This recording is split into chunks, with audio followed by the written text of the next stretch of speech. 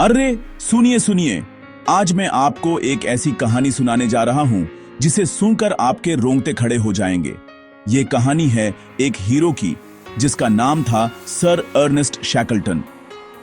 सोचो, आज से 100 साल से भी पहले, जब ना जीपीएस था ना फैंसी जैकेट, एक आदमी ने सपना देखा। सपना भी कोई छोटा मोटा नहीं, पूरे अंटार्कटिका को पैदल पार करने का। अंटार्कटिका भाई साहब, ऐसी जगह जहां सिर्फ बर्फ और बर्फ है, टेम्परेचर इतना कि आपकी कुल्फी जम जाए। पर शैकल्टन जी तो थे हाई डीलर। उन्होंने सोचा, चैलेंज एक्सेप्टेड। यह कोई मामूली सफर नहीं था, यह था इंसानी हिम्मत का सबसे बड़ा इम्तिहान। तो भैया शैकल्टन ने एक इश्तिहार निकाला, wanted man for a hazardous journey, low wages, bitter cold, long months of complete darkness, constant danger, safe return doubtful, honour and recognition in case of success. मतलब खतरनाक यात्रा के लिए लोग चाहिए, पैसा कम मिलेगा, ठंड बहुत है, अंधेरा ही अंधेरा और बचने की गारंटी नहीं। आप और मैं होते तो कहते, भाई तू ही जा। लेकिन 27 लोग ऐसे थे जिनके अंदर भी शैकल्टन जैसा ही जुनून था। उन्होंने कहा, हम चैलेंज।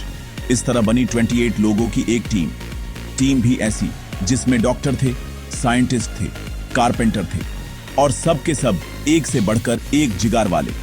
इन सब का जहाज था जिसका नाम ही उनके इरादे बता रहा था, एंड्योरेंस। इसका मतलब होता है सहन शक्ति। और क्या कमाल का जहाज था, लकड़ी का बना, पर इतना मजबूत कि बर्फ के पहाड़ों से टक्कर ले ले। सब लोग बड़े जोश में थे। उन्होंने सारा सामान जहाज पर लाड़ा, खाने पीने का स्टॉक जमा किया और निकल पड़े उस सफर पर जहां से वापसी का रास्ता किसी को नहीं पता था। उनके चेहरों पर डर नहीं, एक अजाब सी चमक थी, कुछ कर गुजारने की आग थी। वो जानते थे कि यह सफर आसान नहीं होगा, लेकिन उन्हें अपने लीडर शैकल्टन पर पूरा भरोसा था। शैकल्टन कोई नए खिलाड़ी नहीं थे, वो पहले भी अंटार्कटिका जा चुके थे। उन्हें पता था कि समुद्र में बर्फ के बड़े बड़े तोड़े मिलेंगे, तूफान आएंगे और हर कदम पर मौत का खतरा होगा। फिर भी उनका सपना उनके डर से बड़ा था। वो दुनिया को दिखाना चाहते थे कि इंसान अगर ठान ले तो कुछ भी कर सकता है। उनकी टीम ने उन्हें अपना बॉस मान लिया था।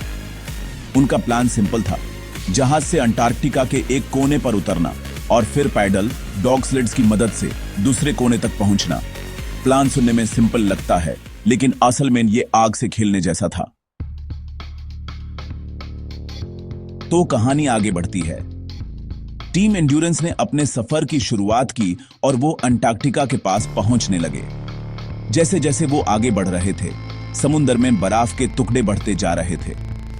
पहले छोटे छोटे, जैसे पानी में आइस क्यूब्स, फिर बड़े बड़े, जैसे सड़क पर कर खड़ी हो। शैकल्टन का जहाज एंड्योरेंस इन बर्फ के टुकड़ों के बीच से रास्ता बनाता हुआ आगे बढ़ रहा था। ऐसा लग रहा था जैसे कोई शेर भीड़ को चीरकर आगे निकालता है। क्रू के लोग डेक पर खड़े होकर यह नजारा देखते और उन्हें लगता कि उन्हें कोई नहीं रोक सकता। सब कुछ प्लान के मुताबिक चल रहा था, पर किस्मत को कुछ और ही मंजूर था। एक दिन अचानक से मौसम बिगड़ गया। हवा इतनी तेज चली कि समुद्र की बर्फ एक साथ जुड़ने लगी। देखते ही देखते उनका जहाज चारों तरफ से बर्फ के एक विशाल समुद्र में फंस गया। इमेजिन कीजिए, आपकी कार ट्रैफिक जाम में फंस जाए, पर यहां कर नहीं, जहाज फंसा था और ट्रैफिक गाड़ियों का नहीं, बर्फ के पहाड़ों का था।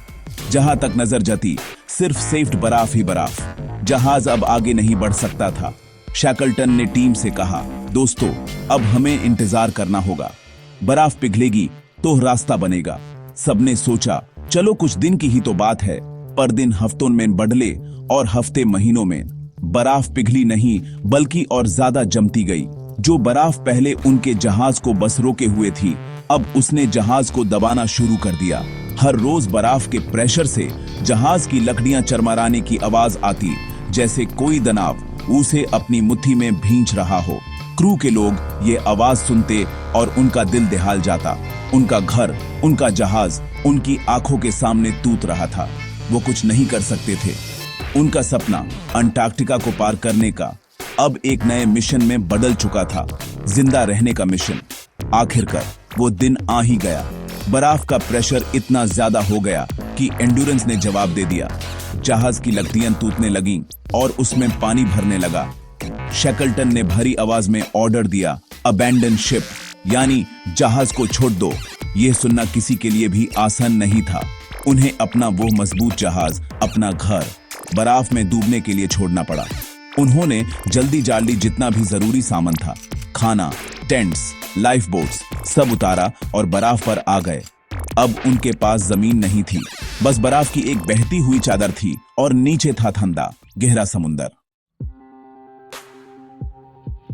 अब सोचिए जरा, 28 लोग एक बर्फ के टुकड़े पर खड़े हैं और उनके नीचे हजारों फीट गहरा समुंदर है।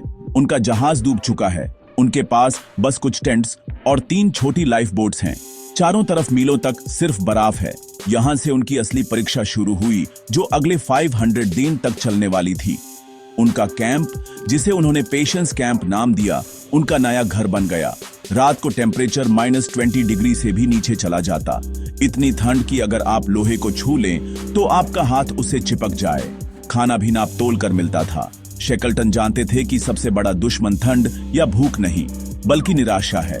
अगर लोगों ने हिम्मत हार दी तो सब खत्म हो जाएगा। इसलिए उन्होंने रूटीन बनाया। सुबह सब टाइम पर उठते, काम करते, शाम को गाने गाते, कहानियां सुनाते। उन्होंने बर्फ पर फुटबॉल मैच भी खेला। Can you believe it? मौत सामने खड़ी है और ये लोग फुटबॉल खेल रहे हैं। यही तो लीडरशिप होती है। शेकल्टन हर एक आदमी का ध्यान रखते थे।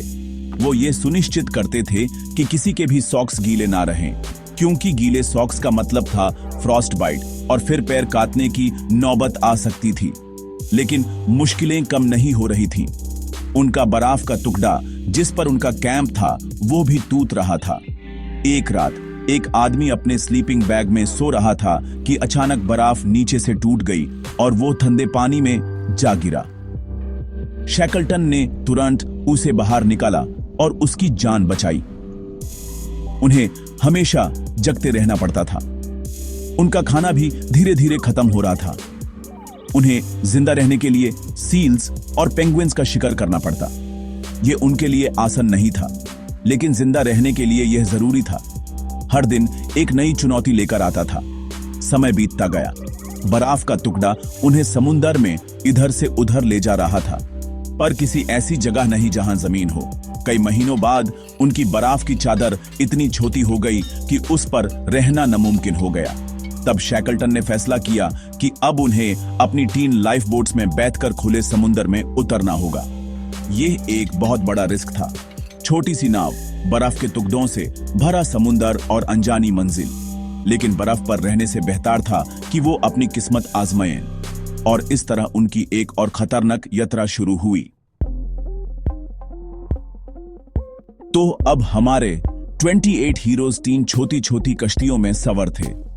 समुंदर में बर्फ के बड़े बड़े टुकड़े आपस में टकरा रहे थे और उनकी नाव कभी भी पलट सकती थी। 7 दिन और 7 रात वो लोग बिना सोए, भूखे प्यासे समुंदर की लहरों से लड़ते रहे। ठंड इतनी थी कि उनके कपड़े जमकर लकड़ी जैसे हो गए थे। आखिरकार किस्मत ने उनका साथ दिया और उन्हें दूर एक छोटा सा आइलैंड दिखा। उस वीरा पथरीले आइलैंड का नाम था एलिफेंट आइलैंड। जब उन्होंने वहां जमीन पर पैर रखा तो 2 साल में यह पहली बार था कि वो ठोस जमीन पर खड़े थे। लेकिन ये उनकी मंजिल नहीं थी। एलिफेंट आइलैंड पर कोई नहीं आता जाता था। वहां उन्हें बचाने कोई नहीं आने वाला था। शेकल्टन जानते थे कि अगर उन्हें सबको बचाना है तो किसी को मदद लाने के लिए जाना होगा। उन्होंने सबसे मजबूत लाइफ बोट चुनी, जिसका नाम था जेम्स केयर्ड, और 5 लोगों के साथ निकाल पड़े। उनका मिशन था 1300 किलोमीटर दूर साउथ जॉर्जिया आइलैंड पहुंचना, जहां एक वॉलिंग स्टेशन था। यह सफर आत्महत्या जैसा था। छोटी सी नाव में दुनिया के सबसे खतरनाक समुंदर को पार करना था। शेकल्टन और उनके 5 साथी उस तूफानी समुंदर में निकल पड़े। 16 दिन तक उन्होंने ऊंची ऊंची लहरों का सामना किया। एक लहर तो इतनी बड़ी थी कि उन्हें लगा कोई पहाड़ उनकी तरफ आ रहा है, लेकिन उन्होंने हिम्मत नहीं हारी। आखिरकार वो साउथ जॉर्जिया पहुंच गए। लेकिन उनकी मुश्किलें अभी खत्म नहीं हुई थीं। वो आइसलैंड के गलत तरफ उतरे थे।